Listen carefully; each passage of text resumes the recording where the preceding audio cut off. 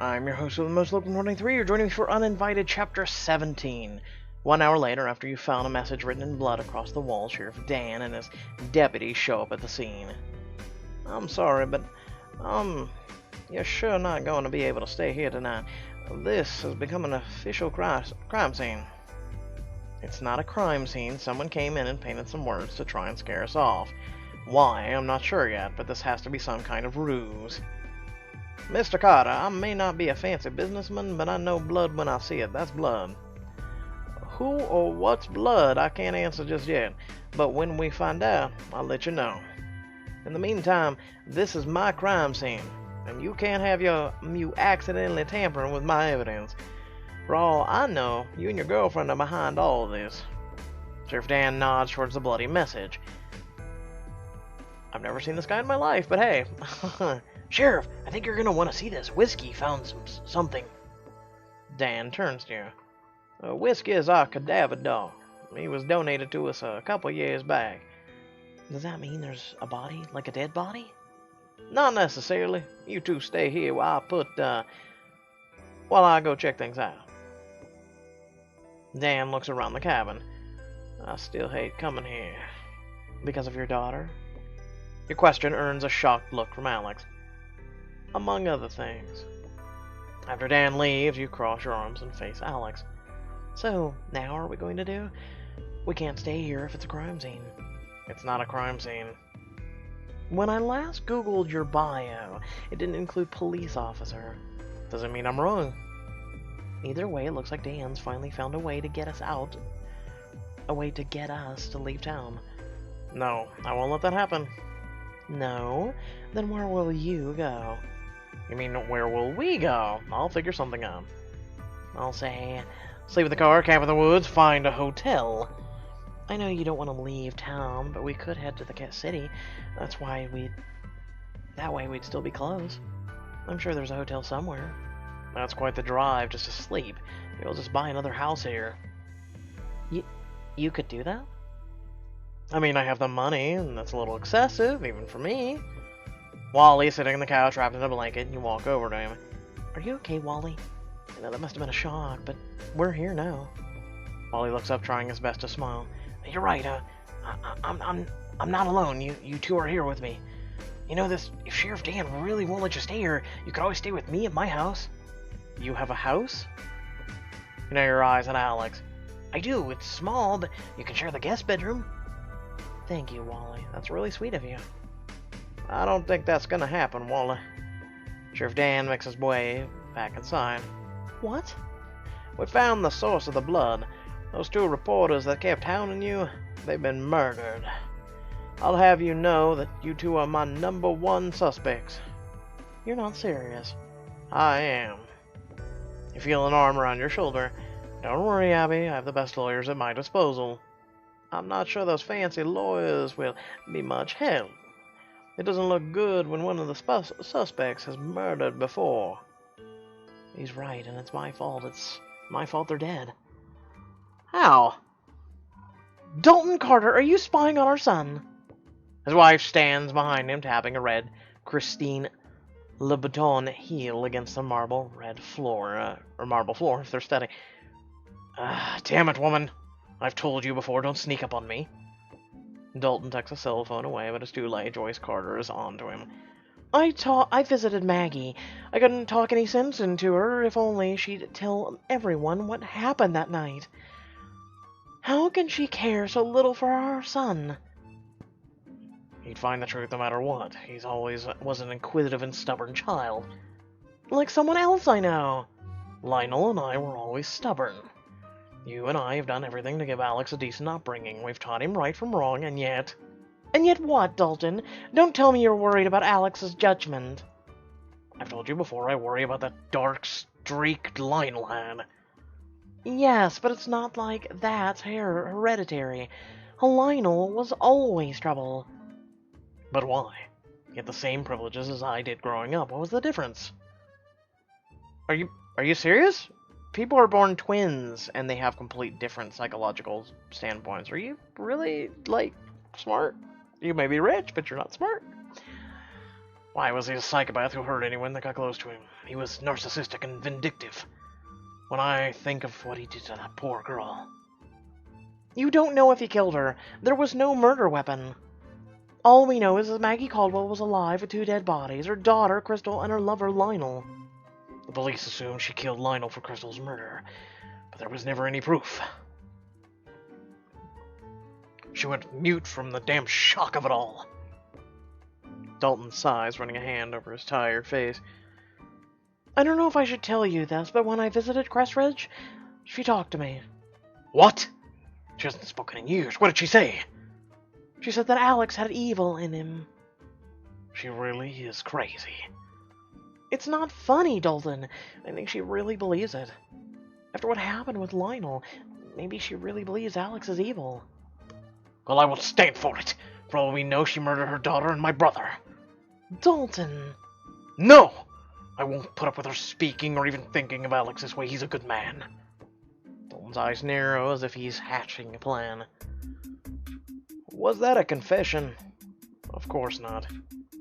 Your stomach curls in revulsion as Sheriff Dan stares at you through accusing eyes. For a moment, he reminds you of Bryce. Something hot boils in your chest. No, I didn't kill them. I told them to leave. How dare he accuse me of murdering 2 innocent people with that smug face? I'll leave the room. Your hands tighten in anger as you hold back from screaming any further. Alex places a hand on your shoulder, but you shrug it off and storm past Sheriff Dan. Once outside, you take a deep breath before Alex steps up next to you. Is it always raining in this shithole? You okay? Yeah, I'm fine. Well, I will be fine. I just get tired of everyone holding the past against me. But you know what I just realized? What? I don't owe him an explanation. I don't owe him anything. It's between me and Bryce and God. He has no right to judge me, neither does anyone else. All this time, I've been punishing myself because of Bryce. Yes, I killed a man, but honestly, he deserved to die. Abby. No, you need to understand where I'm coming from, especially after what happened between us. I never wanted to murder Bryce, but he was bad. Even now, I don't understand why I loved him. I've been so guilty all this time, and what has it got me? My family doesn't speak to me, I haven't had a job in years, and even random strangers are quick to judge me. You read the police report before hiring me, he was beating me, and I must have lost it. It was self-defense, and even though I'm not proud of it, I'm grateful it happened, otherwise I'd be dead. I'm not going to keep punishing myself because of what happened. I won't and I can't. Do you think I'm wrong? Of course not. Alex hugs you. You did what was necessary to survive. Thank you for understanding. You suddenly feel a sudden fluttering in your stomach. So what now? I'm not sure Wally's going to want us at his house now that he knows I'm a murderer. Stop calling yourself that. Then what should I call myself? I told you. A survivor. He's right. Wally's voice behind you causes you to jump. I understand what people are capable of in times of desperation. Please, stay with me until you figure things out. No, damn it, Wally! You don't need to do this. Dan walks up to the doorway. I know, I want to. Fine, do what you want. I won't give a damn. Just be sure you're out of here within the hour. You're a little prick, aren't you? You're later in Wally's small home, sitting around a table of baked chicken. Your mouth waters, and the smell of mashed potatoes fills the air. No. I don't give a shit about the mashed potatoes. I give a shit about the smell of baked chicken. Baked chicken. Okay? Okay, I want baked chicken right now. You're too kind for letting us stay here, Wally. Thank you, but I'm not gonna lie, I do have reasons for bringing you here. You and Alex exchange a worried glance. And that's so. Yes, you see, you probably don't know this, but I'm adopted. My mother was Evelyn Caldwell. Is that any relationship to... Right, I'm Sheriff Dan's nephew. Evelyn was his sister. She took her own life after I was born and given up for adoption. And Caldwells have always kept an eye on me through the years. You stood up to your own uncle for us. It's not just because I'm nice. Evelyn was my mother, but my father was Lionel Carter. What? Alex drops his fork. That's why Sheriff Dan hates you so much. You're related to Lionel. Even if you're just his nephew, that's enough for him to hate you. That means We're cousins. No. Alex wipes his mouth with a napkin and stands up. This is absurd. I'm sorry, I'm not sure what you were expecting, but it's true. I even have the birth certificate. It's not that.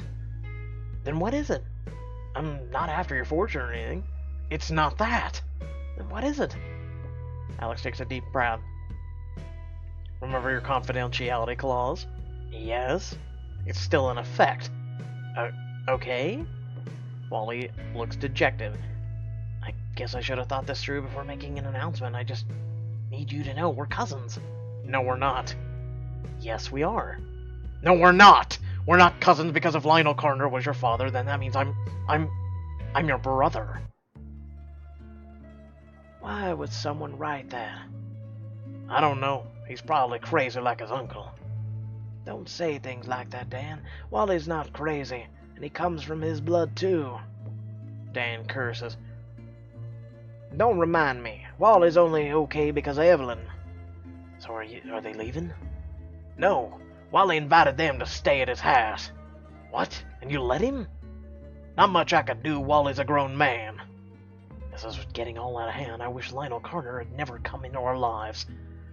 Wishes like that are useless, brother. Lionel was like a hurricane. He ruined everything in his wake.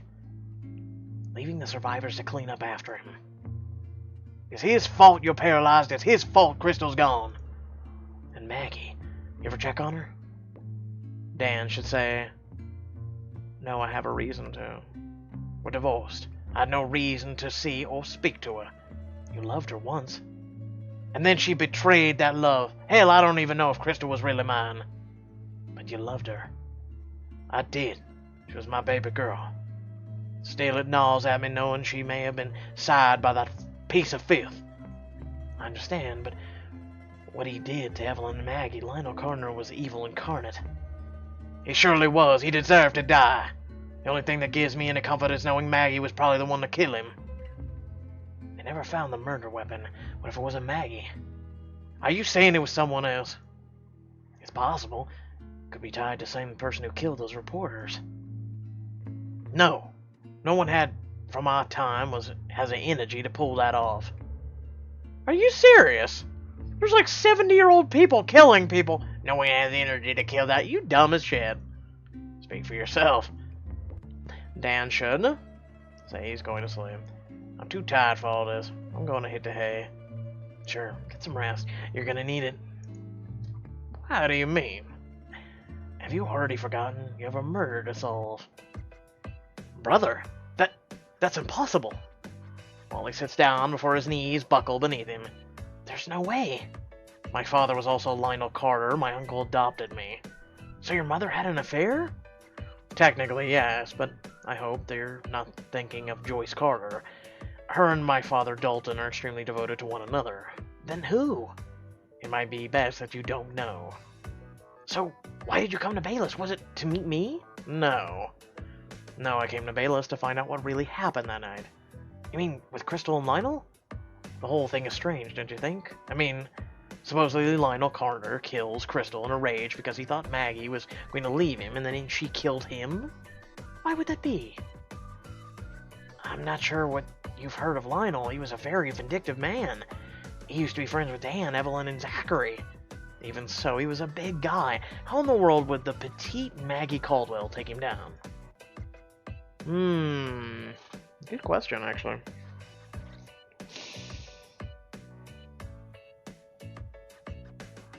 Oh, shit. What if... Think about this for just a moment, hypothesis. What if Zachary killed him? Because he killed Crystal. What if he was actually leaving the scene of a crime and ended up crashing instead of being on the way to the scene of the crime? Ah! Also, do you think it was someone else? Maybe she got the jump on him. Maybe she was stronger than you think. Do you think it was someone else? What are you trying to say? That there was a third party? Perhaps, perhaps not. Either way, I'd like to know the truth. Alex begins pacing the floor, his hands behind his back. It's a shame Maggie Caldwell could tell us what really happened that night, but she won't. Or if ghosts talk, then maybe Crystal could tell us. Ghosts? Wally, this may sound hard for you to believe, but I think Crystal's haunting that cabin. I hear a little girl laughing all the time, and then I saw her, and she led us to... Well, never mind that. So, if she really was a ghost, how could you get Crystal to talk to us? A medium. Alex taps his fingers against his chin. He's probably thinking, you know, I was buying this, now I'm not. Yes, I think I need to make a phone call. Are you gonna be calling a medium now? The medium contacts the reporters. Who killed you? Yes, tell me. And that being said, I hope y'all did enjoy the video. Feel free to like, comment, share, subscribe. We got 2 more chapters of Uninvited. Then we've got 5 chapters of The Silent Twins. And... oh, yes. And then 3 chapters of Zombies vs. Aliens. I'm trying to pump it out, get it done as quickly as possible. So thank y'all for watching. Head down the description below, links to social media, our Discord, and if you'd like to support me and my content. There's also a Twitch channel. Please follow that. I'm trying to become an affiliate, as well as I'm trying to branch off and do multi-platform. And, thank y'all for watching, and I'll catch you on the next video. If you do subscribe, hit that bell. Peace.